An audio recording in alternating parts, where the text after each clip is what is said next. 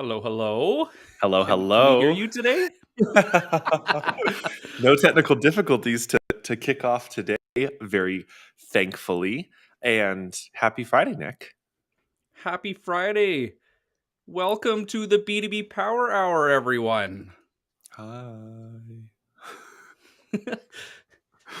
For everybody that's new, we're here to challenge the way it's always been done and really look at those outdated playbooks and the way we've, you know, the old school way, kick it out, no more predictable revenue, and looking at what really works. Let's dive in. What do you think, Let's Morgan? I'm excited for today. Well, if you're here, drop a hello in chat. We'd love to see you. Say hi. And today's topic is a super important one, and actually one we've laughed about for a number of weeks, Nick, of Yeah. the hidden costs of bad prospecting. So when we first started talking about this, it was like, oh, bad prospect. Can I use English this morning? Bad prospecting is bad because it doesn't generate any results, or there's bottom line issues that you get because you're running this outdated playbook. And that was true. We could show that, we could prove that. But then we started to realize there's so many more problems that emerge from bad prospecting, especially for the companies that are using these processes, these outdated playbooks. And we wanted to have a conversation this morning with everyone here, answer some questions, provide some insights, and talk about what we're seeing and experimenting with the companies we work with. So, Nick, where do you want to start? I want to start with story time. Story time, my favorite.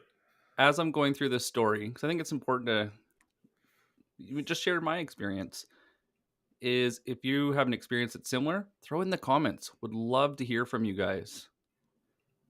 I'm wondering if our LinkedIn feed's not working. It's not. It says it's waiting for broadcast. Uh-oh.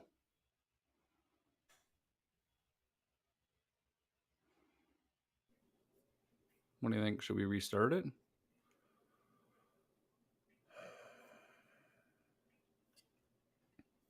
Maybe.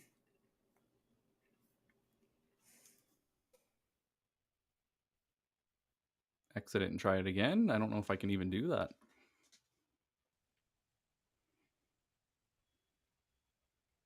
I'm not sure either.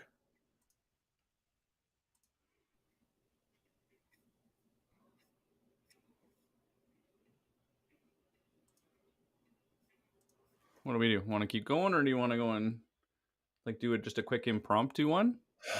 Let's see if I can pull up. Everyone on YouTube's like, what are these guys doing? Yeah, there's 9 people waiting. I know.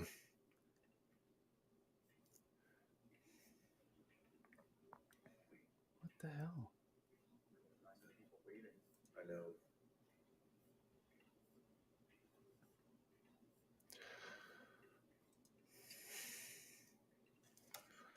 Says that it's working.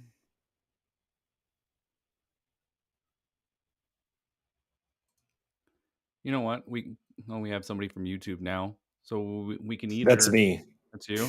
Mm-hmm. Fucking LinkedIn changing their features. I'm just going to throw the YouTube link in the comments and see. I said it seems we may need a new streaming provider. So, hi everyone. If you're here, hello in chat. That's super frustrating. That is. Got one person on.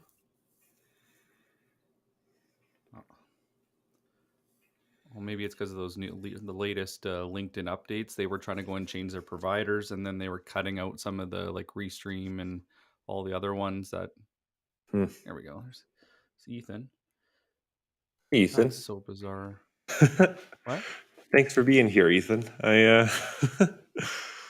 We're navigating this. Issues with.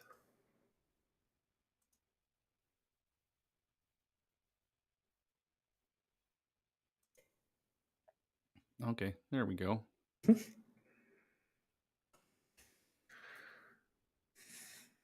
Hi, Jennifer. Thanks for joining. Just saw these messages coming in.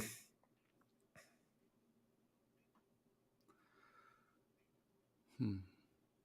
I was wondering today because it doesn't show my thumbnail on LinkedIn. Interesting. All right. Well, Start it off. thanks, John, for being here. Jeff, hey. Apparently, we've had some updates on LinkedIn, and we're going to have to figure that out before next week. But for now, we're not going to waste any more time. And thanks for being here. You missed just the early part of the intro because we just realized usually we get some comments from you all who are here, and uh, and it's great to see you in the chat. And I definitely realized there was nobody in the chat. So today we are talking about the hidden costs of bad prospecting. I Nick and I have talked about this topic a ton, not just like the revenue impacts of bad prospecting, but a lot of the surrounding things that we don't really talk about when it comes to bad prospecting at companies, the processes that they use to enable that. And I'm so thrilled to dive in with everybody who's joining. So if you just hopped over here from LinkedIn, I'm really appreciative you're here, and and I hope you continue to chat like normal. So Nick, why don't you kick us off? Yeah, let's start with some story time. It's it's a very common story. If you guys have heard the same story or if your experience was similar, please throw it in the comments. We'd love to hear it. But in sales, it's a vicious cycle. And Hmm. what would happen is you would start prospecting and you would go and you started this new company. You're excited. You ask them, who do I go target? They're like, everyone. What we have, everyone can use. It's fantastic. Let's go do it. So what do? You go get started. You go out in the market and you're trying and you're trying and you're trying. And a couple weeks later, you get dragged into the manager's office and he's like, what you're doing isn't working. Yeah, I know. I'm not booking meetings. I don't know what to do. So what advice do you have? What you're doing is you're just not working hard enough. You need to make more dials. You got to send out more emails. The problem is you're lazy and you're not doing enough. I've been working 8 hours a day and doesn't matter. Just go back and go do more. That is the solution to your problem. So you're like, okay, well, you go and get every single sales intel you can. You get the yellow pages, you get freaking sales nav, and you're loading up all these lists. You go and pull Zoom info and get this contact information, and you light your whole TAM on fire. And comes back. He says again, hey, we're not going to make payroll, and your job's in jeopardy if you don't make this happen like right away. Well, now, like, I got to support my family. My job's on the line, and now I need to do even more. Well, I can't do more. So what do people start doing? The toxic culture begins because the managers hate the salespeople because they say they're lazy. The salespeople don't know who to talk to, what to say, or how to do it because the company has no freaking clue of where they're going and why. This is the danger of bad prospecting, is because it compounds on the fact that the company didn't do the hard work of figuring out who are their best customers, and then they left it up to the salespeople and then incentivize them to go in their own silos and go and do it all on their own. So all of this incredible insight from the founder, all of this incredible insight from the salespeople is held individually in their silos, and it's never talked about. And then what happens? Well, now things start going and get some cash flow, and now they start to market. Well, now they're marketing, but their marketing is shit. It goes absolutely nowhere because it's just talking about the solution, and people aren't searching for a solution, especially in feed on TikTok, on LinkedIn, on YouTube. YouTube, they might be searching for a solution, but on Reels and all these places where you're consuming for entertainment, it's exactly that. It's entertaining with a twist of education. And so, yeah, it's this vicious cycle that just spins up and it ends up costing everything. You don't get sales. Your salespeople start to go and quit. You lose opportunity costs because you're now trying to go and recruit people. You can't keep salespeople long enough for them to start paying for themselves. The salespeople go and bash you in Glassdoor, and it's a sinking ship, and it ends up costing you the business. All because no one took the brave step to go and say, hey, we have limited resources, limited people. There's limitations on what we can do. So we should probably make that brave step to pick one, try it out the best we can, and go from there. It's so funny, Nick. Ethan had chatted. He said, "What a familiar story," and it's true. I think for me the genesis of this is something that you had pointed out with like founder led sales, and our friend Jordan Crawford, who joined us a couple weeks ago on the live show, talks about this a lot. That one of the reasons I think companies struggle to scale a sales led movement is because there's a lot of insight, and I would call it intuition, but there's lots of terms for it, tacit knowledge, pattern matching, whatever. An intuition around who is the right person to talk to. Yeah. And I've met in the last 3 months probably a dozen CEOs who all know the right people to talk to. They know whether that company is the right prospect or not, or whether they're in the right life cycle stage, or whether they have the right people in place, whether they would be a worthy customer. And that's never translated to the rest of the company. And what you just pointed out is so important, because sometimes it's not just about founder led sales. Even at larger organizations that are no longer founder led, each little pocket of the company has their own insight as to who's the right prospect here. And sometimes it's even individual salespeople have that insight and it's not shared. Look at the top performers in most companies. That information is held and they're incentivized to not share it. Hmm. And marketers, like well paid marketers, yeah, they might know it, but why they might share it within their group because it's a team effort. But sales, in the most part, is not a team effort. And then they say that RevOps is going to be that, Hail Mary that's going to save all of it. Hmm.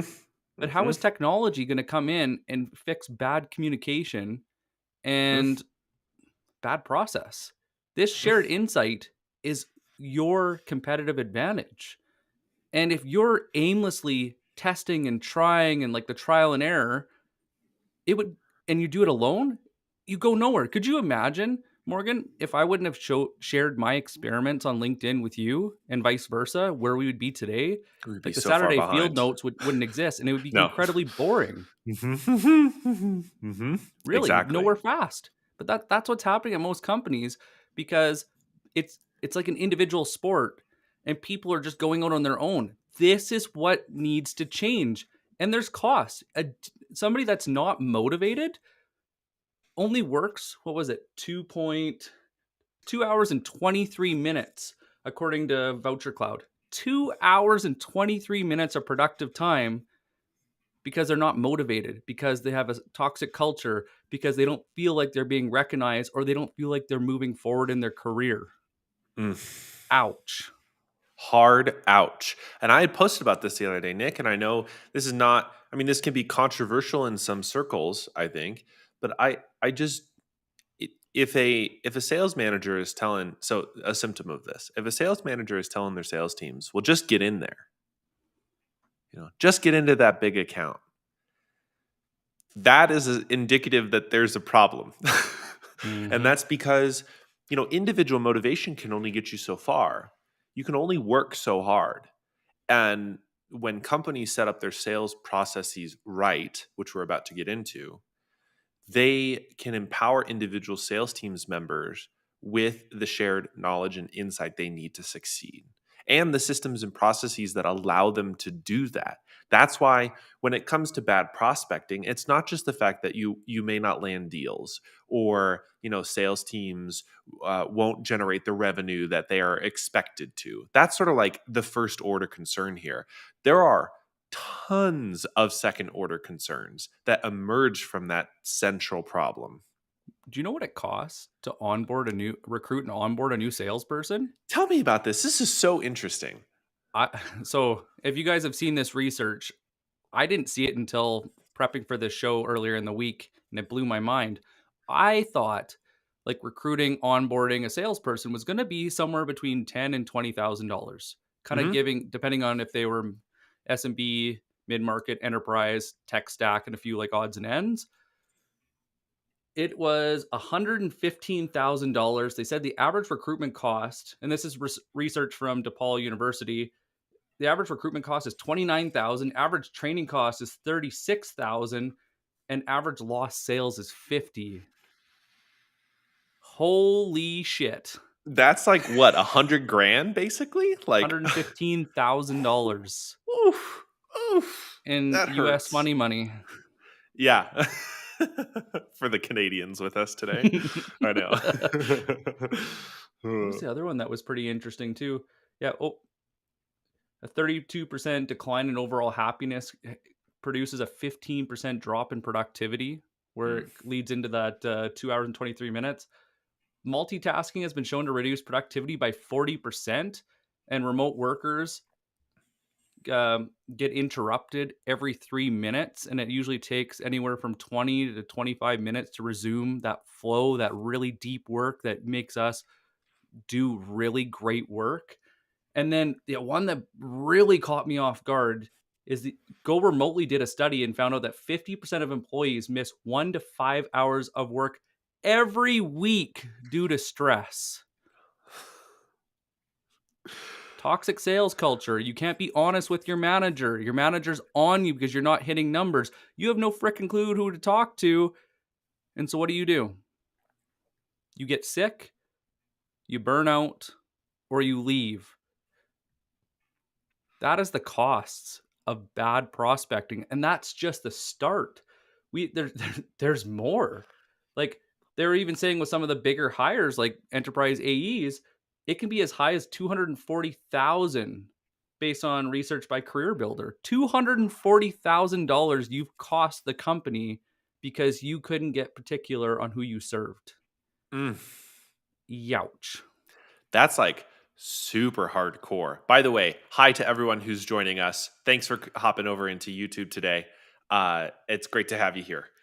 The What is astounding to me about that, Nick, is that if I put myself in the shoes of a sales director or honestly even a finance person or some sort of executive, those costs are hidden in other sorts of line items on a profit and loss statement or in the financials of the company because you for companies they'll hire recruiters, and so those recruiters cost money, but those recruiters are maybe hiring more than just salespeople, right? And Mhm. so that gets swept away in the cost of turnover, because what you're pointing out is that when we don't have processes, when we don't have fundamental insights that drive our sales process, salespeople turn over quickly. And I think everybody here who's a sales rep probably has an experience where you've worked for a company and they had no clue what they were doing. And so you left very quickly. And then Mhm. I hear on our end,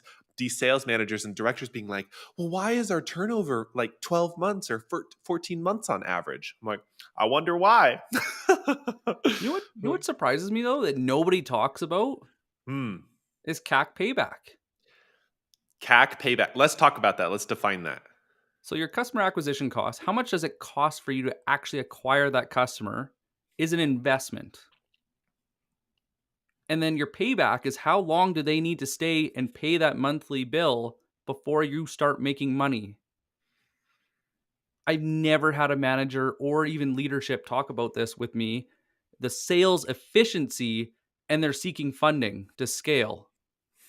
So now we look at the average AE only stays at a company for 2.6 years right now Mm. in the tech space. 2.6 years. And it takes AEs 4.9 months to ramp up. 4.9 months, 5 months to ramp. Now, what do you think the average CAC payback is of a SaaS company? It is probably in excess of an AE's life cycle, is would be my guess, but I it might be shorter. So it depends on the quality of the product Of and a course, few yeah. odds and ends. but the average for SMB is 12 months. The average for mid market is 18, and the average for enterprise is 24, give or take 2 months on all of those. A year to 2 years that they're making money with, then they have retention rates below 80%. And what confidence do you think it builds in that company that's hiring you to buy that product when their relationship manager, their CS manager, their AE didn't even make it past 3 months? Well, and that's the other thing. If it's 5 months to ramp, it means that an SDR could even be longer. But even if we say it's the same time, and the AE is sticking around for a little over 2 years, that means that account executive is productive for a year and a half. And if you're mid market to enterprise, that means that whatever deals that AE closes aren't even going to pay you back on average within the time that they work for your company. And Yeah. all that creates is all of this toxicity. And also, that toxicity emerges from this uncertainty about what it means to work for a company. Because, Hmm. and we see this in SDR job descriptions and account executive job descriptions all the time, where the SDR is hired on or BDR is hired on in order to, and part of their job description is to find accounts or like create account lists. If you are entrusting a new employee to create account lists, it indicates to me you don't have a strategy around what accounts you're targeting. It just says, well, we kind of have a vague sense of who we would really like to target, but we don't know all of the details. And we need to hire people to figure out the specifics of who and pull the account lists. It's like that's bad prospecting. And that leads to all of these issues that we're talking about. So, Morgan, I feel like we've been dwelling in the pain. Yes. Maybe it's time to go switch gears. Yeah. What do you think? I think so. I think we've yes, made it hurt at least. It's definitely hurt me going through this process with Oh companies gosh. Oh as a my seller. gosh. So, Oh my gosh. I as know. a marketer, we can talk about that later, but I'd be I, curious to see what it's been like on your side. yeah. But We can return to that. one interesting thing you guys can do is, as a sales team, go, if especially if you're using sales nav or any type of intelligence tool, go and record the filters that you're using. Get somebody to watch you go through, record all the filters that you're using, and see how they're finding those people. Watch them. Mm, They're on sales nav. Which filters did they use to get that list? If your company invested in the enterprise version, you can share lists, but it's that rationale that gets you to that short list that is so super, super critical. And then what you can do as a team is you can start discussing why. Why did you pick that over this? And you can have a discussion about the filters. The problem is most filters are, who do you sell to? B2B SaaS. That's a yep. that's a big market. It's Okay. a What very part of B2B SaaS? Just B2B SaaS. But they need to have at least 50 employees. And anything above 50 employees I can sell to. That's It's not tight enough. You have to get more segmented than that. But hmm. look at your top performing reps. Who is killing it right now? Look at your SDRs. Who seems to have a what do they call it? Like the all-seeing ball. They can almost see into the future Mm, who's like going to be a great deal. Get inside their head. Watch them work, but ask them questions to figure out why they're making those decisions. They might not actually understand it because it's just been something they've learned through trial and error, that it's like a gut check, like, "Oh, that doesn't feel good." When something doesn't feel good, somebody that's doing well, it's a sign to dig in. You may not want to talk to them. You might want to just research it. This is critical to go and move forward fast. hmm. And then you need to do this on a regular basis. Share it, whether it's weekly or monthly. If you have a Slack channel, have a Slack channel just dedicated to customer insight, and build that hub where marketing, sales, and CS are talking. Because CS should also be updating you. I don't know who sold this deal, but Yeah. never fricking sell it again. But It's true. don't let them get away with just saying that. You need a little bit more. They didn't understand the product offering. Mhm, They didn't their time to value was super high, so they churned because it mhm. wasn't what they were expecting, or it didn't fit because of this integration. This needs to be shared because what happens then is marketing can dial in how they're searching, how they're building those lists, how they are educating your market. And it gets a little tighter with each little piece of feedback and it goes back and forth. Well, and one thing that I've loved that you've mentioned on this live show before, and that we've worked with a number of companies on, is if you don't have, let's call them a fortune teller, if you don't have somebody who has that gut instinct and who doesn't know exactly which deals could be the best, and that's fine, especially if you're early stage, you're still trying to figure out the exact way to ramp up pipeline. Look at the closed one deals you already have. Mhm. And like some of that is the success conversation, but also some of it is just figuring out the touch points and the conversations that were a part of that closed one deal. It's, a win loss analysis yields a lot of insight into the kinds of companies that you have won successfully and that you've closed successfully. So if there's nobody on your team who has intuition around which accounts are good or not, and then build something off of that, it's at least a starting point to look inside your CRM, look at the last 10 closed one deals and say, okay, they share these patterns. Here are the ways they reached us. Here are some of the pain points that we solve for them. And hopefully those notes are inside an account information. And if not, then maybe it's time to chat with a customer about that, and build a playbook basically, but at the very least a business case to go after those sorts of companies that meet those kinds of criteria. And for me, that criteria does not look like a sales navigator filter.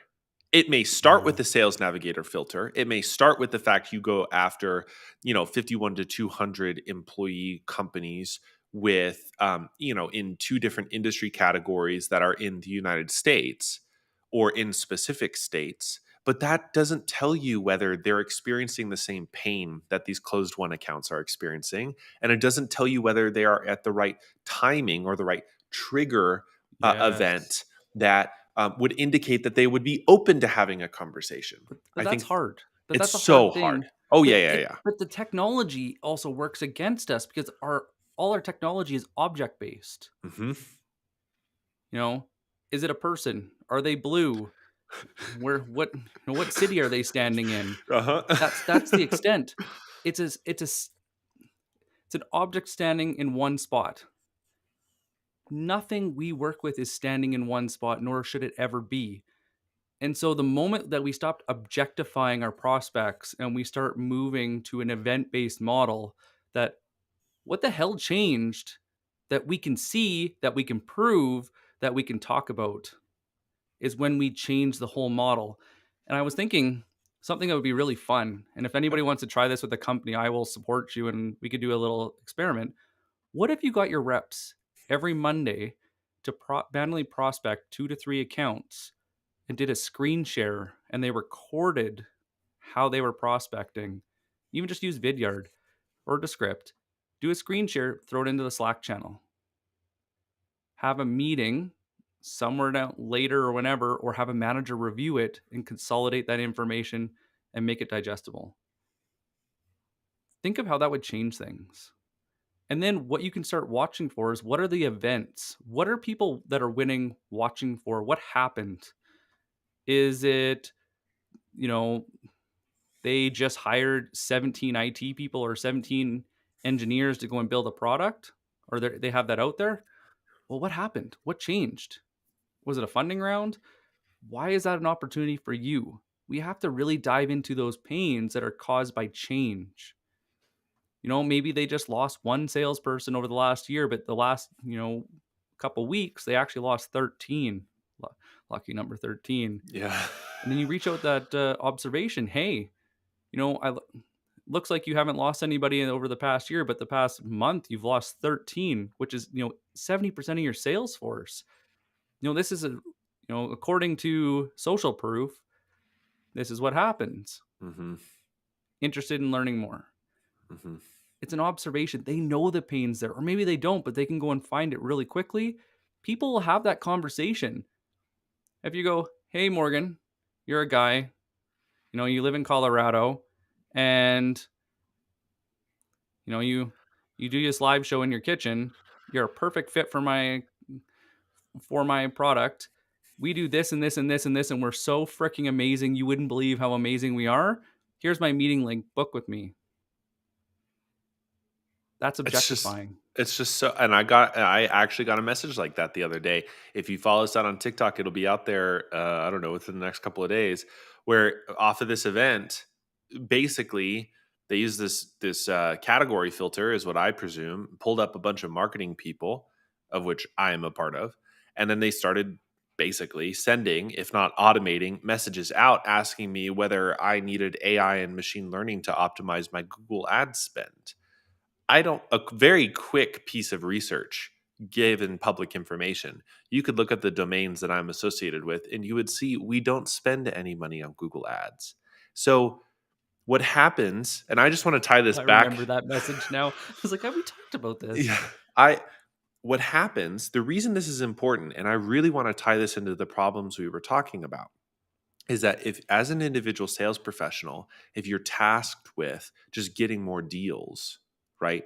And you're not given meaningful targeting, meaningful insight into the kinds of companies that you should be going after. Doesn't mean you have to be 100%, but you should be pretty high, maybe 80% if possible.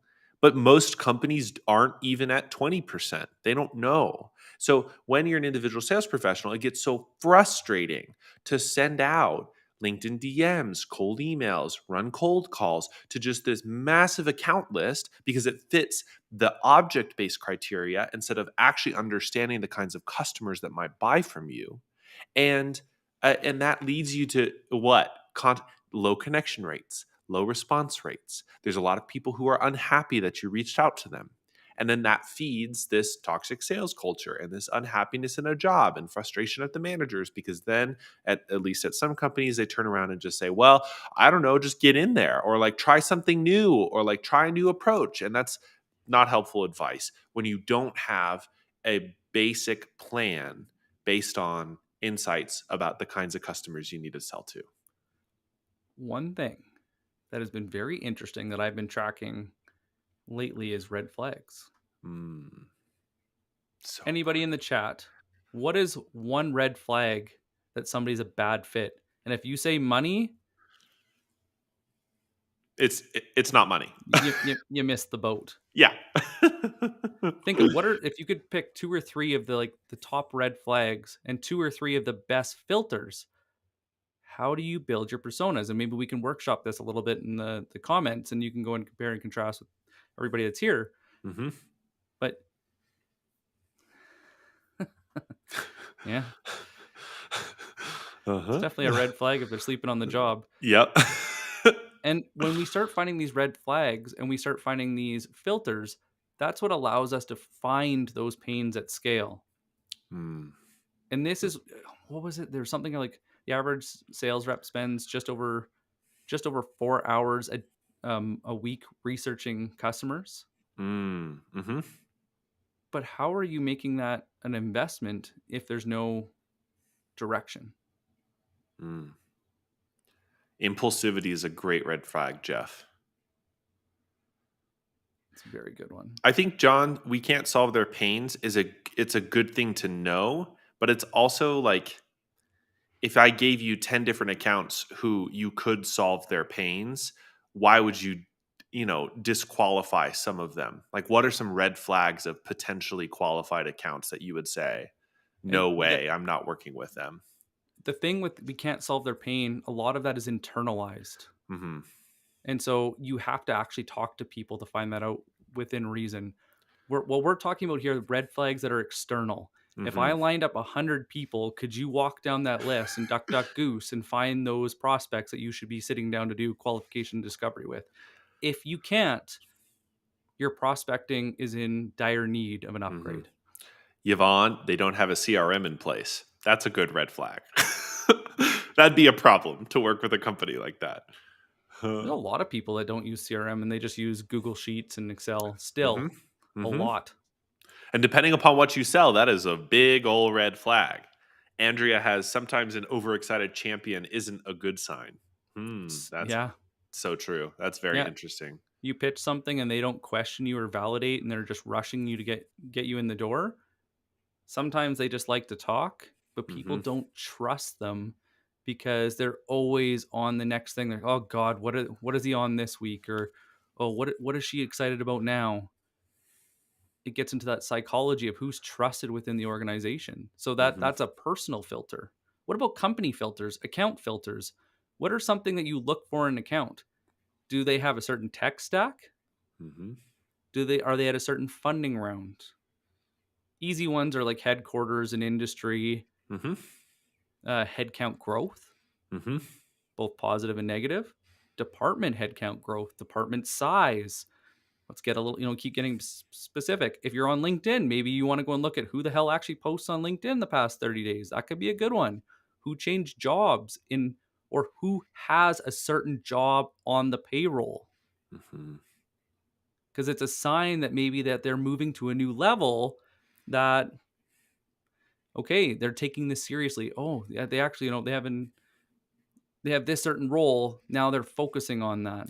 Well, I was just about to say what we've been discovering for our work. A lot of the time, the best sorts of companies tend to have a sales enablement person, Hmm. not a team, but they've at least invested in someone. And so when we match up a couple of our different criteria about, okay, they need an out of whack ratio between sales and marketing, and they also have a sales enablement person, it's sort of like a ding, ding, ding. Like, oh, that account could be interesting to look at.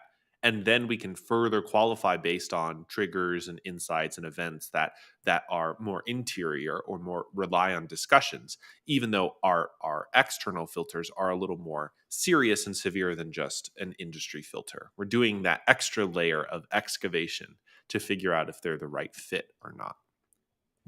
And I just saw that Rob had put, I searched for job title. Hmm.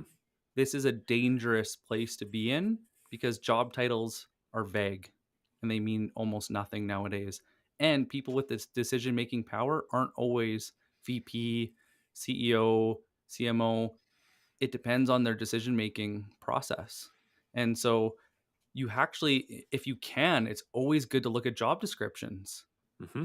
And job descriptions are usually a good idea of how the company operates too. Hmm. So, like if we were looking and somebody has finds our own prospects, writes their own messaging, uh, Builds their own account lists. builds their own account list, use email automation tools. I don't know why my Hmm. brain went blank there for a Build second. build sequences for outreach. And then we go and look. They don't post on LinkedIn. Their marketing team only posts garbage promotions with HubSpot. What did you call it the other day? Where they do like the omni channel, like generic Oh, post to everything. yeah, shotgunning it. They're shotgunning their content. But these are all signs and symptoms that they have a problem. What all filters are getting you close, but where people are missing is the signs and symptoms that mean it's time to talk. Because Hmm. really, all we're doing anytime we talk to somebody is, why you? Why now? Hmm. If you can't do that, don't reach out. Stay in the comments. Right, and to clarify what you're saying, Nick, which is so crucial. Why now is not because you have something to sell that would solve their problem. Okay, that is not why now. Why now is I saw this. This occurred. There's some specific trigger that I saw your company did that would be meaningfully important, that would suggest, this is a likely problem you're experiencing that we can help with. Just Mhm. saying why you and doing all of this work and then coming to the timing question, the relevance question, and saying why now, and saying, well, because I saw your company raised money. Great. Okay. Like So that, what? so what? That doesn't mean anything. But if you can say, when we worked with, so this is a good example. When we worked with three other Series B companies who had just raised their round, they encountered these three problems. Yeah. We solve one of them. Interested? Interested?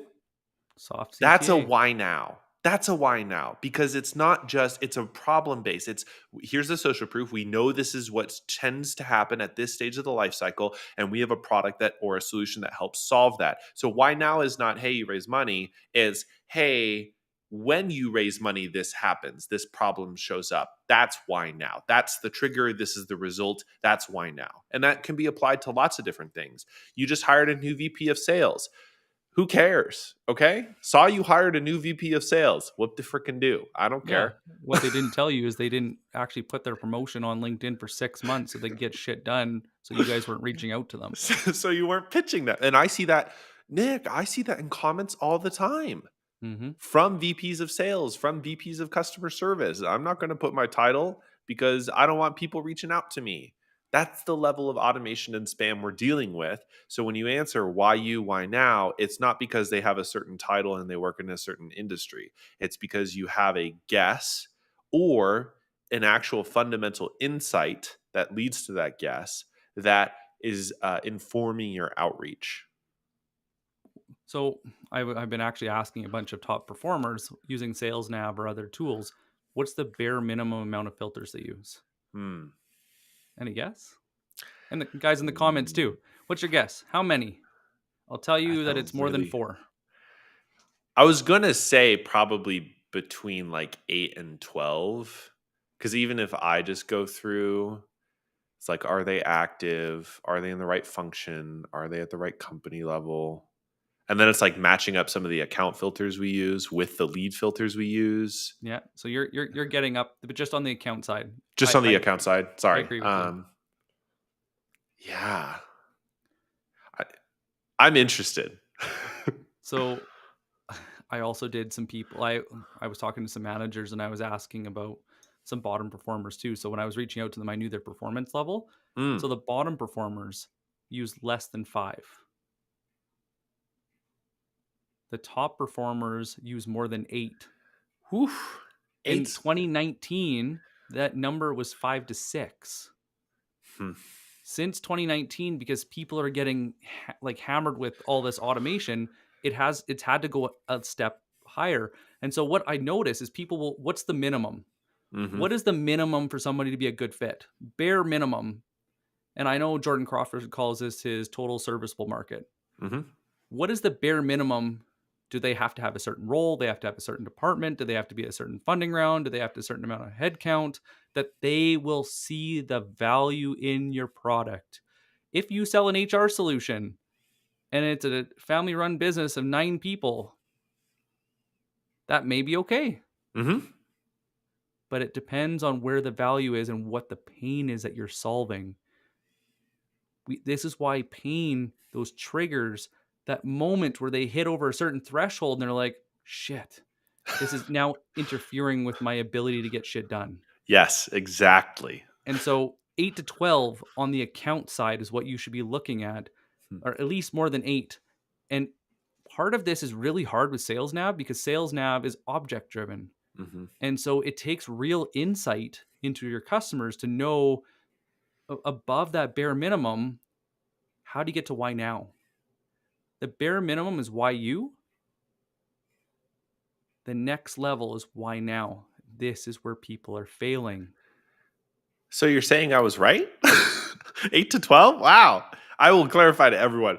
That was a question we had not coordinated or didn't answer at all. That was just a random guess. I'm very It proud of was more than my 12, but instincts. But okay. it was the highest I heard was 14, but they also weren't using Sales Nav. Okay. Yeah, that makes sense. There's some cool shit out there. Yeah, there is. I But was that's like, man, you guys got fun toys. but honestly, like what you're pointing to, and so can we talk about the word laziness for a second? Are we Because talking about the actual definition or the way it's normally used? the way it's normally used, I think it gets thrown around as sort of like, A um, uh, scapegoat? yes, as a scapegoat. That's a great term. It says, salespeople are just lazy. They don't do this work. Okay. The problem is, if you're an individual salesperson, I would challenge the company, and I mean this as an external I don't know, person, not somebody who's an employee. I would challenge the company and say, why is it the salesperson's job to figure all that out? Because ultimately, the way that you scale revenue, the way that you go to market, and create a sustainable revenue engine for a company is by creating repeatable systems. If you could go and talk to anyone, that is the fundamental basis of growing a company. And Hmm. part of creating sales at scale is a repeatable system that people can come in. Now, most companies aren't. I mean, some companies. There's a good handful in each of these buckets, but so many companies think, well, at least we have an ICP. We hired a brand strategist to do a persona. We know the size qualifiers. We know the industry qualifiers. We know the geographic qualifiers. We know that, companies between 11 and 200 employees in Denver, Colorado, with at least 10 salespeople are the right target for our, I don't know, commission software. Who cares? What they don't usually do is alongside that playbook, they put the okay, what are those companies experiencing that we're solving? And Hmm. who is experiencing that problem? To what you were talking about, who who's feeling the pain? Who's Because the victim, right? think about Like, it like the pain tolerance. mhm. Think of so Oh, the little like scale of the yeah. like So happy think of it faces. like pain tolerance. So good enough isn't good enough when the pain tolerance gets high enough, and it's so like if my knee bugs me every once in a while, whatever. You get old. But if I wake up every day and the first like hour of the day, my knee's always bugging me and it's actually getting in my way of living my life. It's urgent and it's all the time. Mhm, There's a trigger. There's always a pain tolerance that everyone has until it's too much. mhm, That is what we're doing. There's the bare minimum of your filters for them to be qualified. And then there's a threshold that it's like, I can help you with that shit that you're dealing with right now, that bug knee. It's actually a really simple fix that we've spent the past years figuring out how to do. We'd be happy to help you. And actually, can I share a quick story on this? This is Oh not yeah. directly related to like B2B SaaS, but when I had a brand strategy practice, one of the best pain-based scenarios that I had ever inserted myself in, and this was consistent across different companies, were firms that had an internal marketing person, but the CEO wanted to roll out a new product line. It was this constant reality of a marketing person internally who was doing their social, who was doing their ad spend or whatever, and then a CEO who wanted to expand and grow faster and bring on a new product line or roll out a new service offering or whatever. And the reason that I could always insert myself in there was the marketing director didn't know how to like bring it all together, and they were more tactical, and the CEO wanted to move quickly. So she was looking for somebody externally to bring in and say, hey, can you solve this for my team? That is a pain that the CEO is experiencing at that moment in time. Why you? Well, I can tell you why you. Why now? Well, let's talk about why now. You want to roll out a new product line, but you don't have this resources internally to strategize how you're going to do that. And oftentimes that included a rebrand or a refresh of the brand, or new branding assets alongside the new service rollout. That's just an example from another industry, but again, it's more than just okay, employee size, industry size, company size. It's what is that sales director experiencing on the day to day that they wake up in dread? Hmm. What is that FB&A merger person waking up every day and saying, god, I have to do this again. And it's that I wish there was a solution to this. I wish that and I've been talking with my team about this and nobody knows. Like, and all of this is, instead of thinking like the whole pie, we're just tailoring the radar to like this section of the market, a small section of the market, and saying within this market, who are the right people that we should be going after? Is it What the users? is it the Is it the users? decision makers? Is it Mhm. middle management? Who it's not always who's the P&L holder, Mm-mm. who can sign off on the check. Mhm. They probably bought the last solution Mhm. and it's good enough for them. They don't give a shit. Mhm. but it's the people underneath them that are living that pain every day. And probably what's happening is they don't know the cost of good enough. That's our job as salespeople, is to be the detectives, the doctors, the best friend that comes in with that friendly advice to go and drive it home. The thing is, you know what the best part is about pain? It's felt by the company because it's a business case. Mhm. When you go in and say, hey, Mhm. Morgan, I see you went to so and so school. Woo!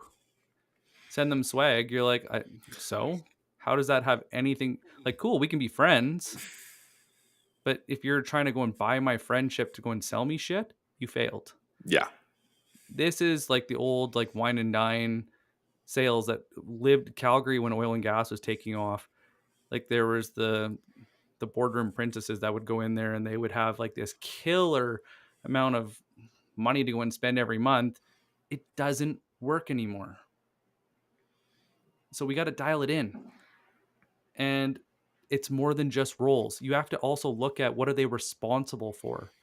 Because their responsibilities will tell you what pain they're probably suffering, because they're what is the work they're actually doing. God, could you imagine if people did that to us and they kept reaching out? Something like just the bad cold DMs we get or the pitch slaps. Hey, you have this and this problem. There's two of Dude. us. Yeah. Do you know what Morgan's doing? No. No. When I need to, yeah, like we probably text each other 50 Yeah. times a day. Yeah, I know, right? Actually, and Rob, who's joined us in chat, hi Rob, had pointed out the other day on a call that some of this, the reason that the what I call the golf club sales was doesn't work anymore is the generational shift. We're now selling to younger people who are more inundated with online culture, and so our approaches just need to change. What you're pointing to, Nick, which I also find really interesting from a marketing side, is that um, eh, there's so much that we can provide sales teams. There's so much companies can do in this area that will make their Yes. lives so much easier. And Yes. marketing can do this, success can do this, enablement can do this, however large the company is can do this. Because let's just tie this thread really quick. And I think this is so crucial. If you actually have a playbook that is insight driven based on why now, and based on a pain that is a fairly good guess or based on actual customers that you have, and then you're going out and you are empowering your sales team to run that playbook, they're not going to leave as fast. There's going to be lower turnover. Now there's a whole other culture conversation and management conversation and all the rest of that. That's part of that too. But if I came in as an SDR and this company said, all right, we're going after these kinds of companies that have this kind of pain, and we're going to help you in your first couple of months figure out through training or through scenarios or whatever with your AE, these are the kinds of companies that we want to go after. And those AEs are empowered to say yes, no. That kind of sales team is wicked Well, because the cadence, the rhythm, the ramp, it's just all in sync. and it opens doors. Okay, Oh, so it now they're opens all doors. talking and they're Mhm. understanding the conversations that are happening behind closed doors. Mhm. One of my favorite strategies to book meetings, and you guys that have been around for a while know that I love booking meetings from comments. Mhm. The best way to book meetings from comments is jumping into the conversations that are already happening. Mhm. What is the conversation that people are saying, or what are those terms that people are talking about that just piss them off so much about what's currently going on? My manager doesn't listen. I just got put on my a performance plan. Like, there's terms that Mhm. people are going to be looking for. My manager says that LinkedIn's a waste of time. Mhm. All these things I could jump in and talk to and have a conversation. I understand where this person's coming from and where they want to go, so I can have a good conversation about it. All of you guys here have very good experience, whether it was during this job or before, that leads to a good conversation that you are more than qualified to have. You need to dive into those insights, those transitional moments that you suffered through some shit and had to go and get over it, and use that as that linchpin that makes you the only one that's holding it together because you understand how to get through what they're trying to figure out. 100%. That's also why I think in many ways we overthink conversation on LinkedIn. No, we don't overthink things.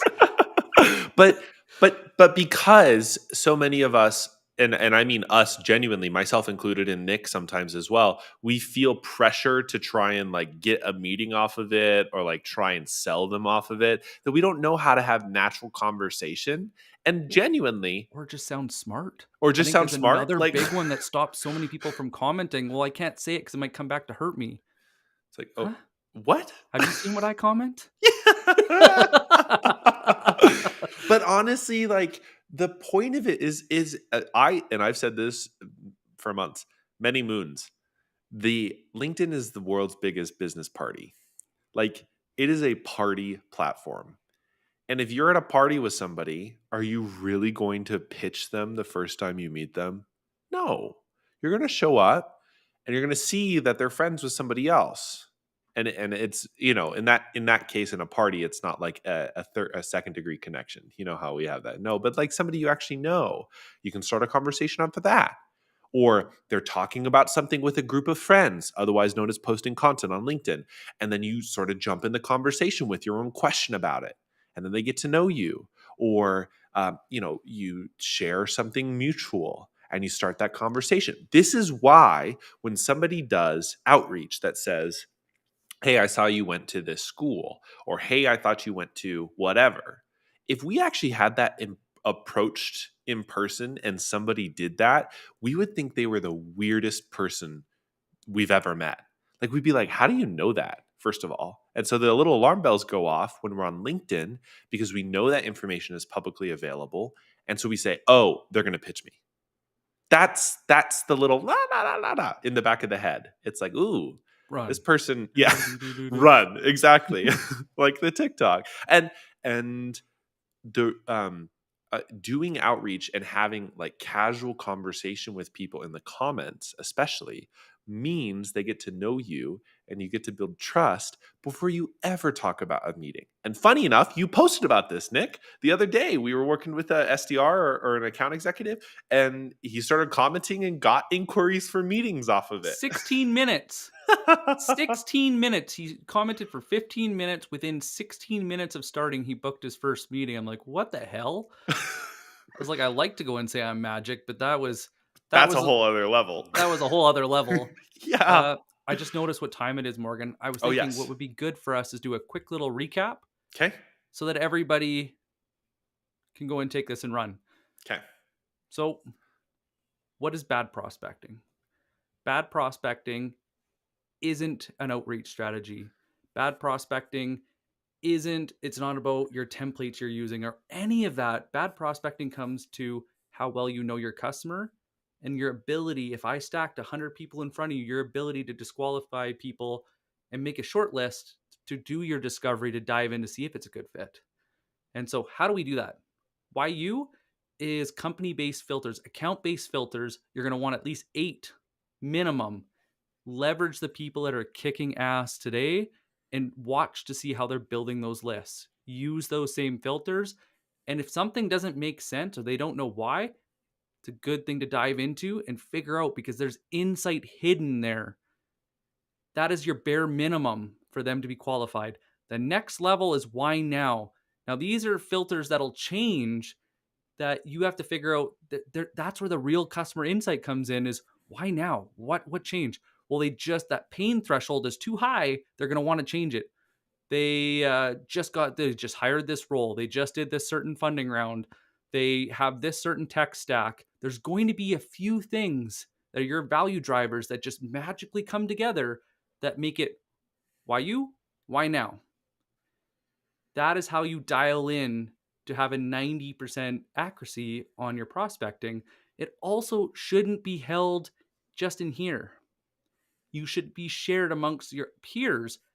And if you hate marketing and how shitty their lead gen is, share Share it this with them. insight Yeah. Uh-huh. and Please. work with them because if they are posting good content that highlights the problem and helps people come to a different solution because they didn't realize how expensive good enough was, you can use that for your own content while you're doing your outreach to have a compounding or augmentation of what you're doing. Win with numbers. Don't do it by yourself. And exclusion criteria. Hmm. What are the like drop dead, no freaking way am I ever going to work with you? And what I've noticed is top performers have at least 3. So why you? Hmm. 8. Why now? A little more. Exclusion criteria, which sales nav lets you do, even though it's Yeah. and do not get title hungry. Understand the jobs to be done and figure out different ways to network in so that you're talking to the right person at the right time. You guys can kick ass. You just got Couldn't to go have and make sure you're not trying to do it all on your own. couldn't have said it better myself, Nick. What an awesome wrap up. If you're with us today and you want to workshop this, if you want to come in with us on a Zoom call and work on your prospecting strategy and get some ideas about how to improve it, we host Monday night calls. And this upcoming Monday at 5 p.m. Mountain, we're doing a workshop on this topic. So if you'd like to join, find us on LinkedIn. Since you hopped over to YouTube, I presume you can find us on LinkedIn, and shoot us a DM if you want an invite. We'd love to have you there. And otherwise, thank you so much for joining today. We do this for you guys, and I'm excited to see how all of you are going to kick some ass on your prospecting. So happy Friday, and thanks so much. Thank you very much. You know a good friend that needs to see this? Send them to b2bpowerhour.com. Morgan has put a great site together for you guys, or send them this video. Thank you so much for tuning in and putting up with the bullshit of LinkedIn, throwing us just onto YouTube. It means a lot to us. Hmm. Can't wait to see you guys soon. Have a great weekend. Bye.